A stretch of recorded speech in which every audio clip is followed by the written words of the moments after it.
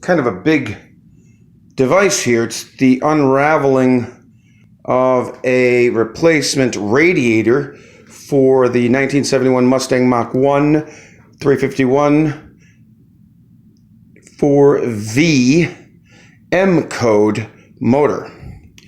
We can talk about what that actually means later on, but this is the replacement. Well, this is a three-core all aluminum radiator, so we're going to save about probably, so far it looks like about 15 pounds off the front end of the car. And then secondly,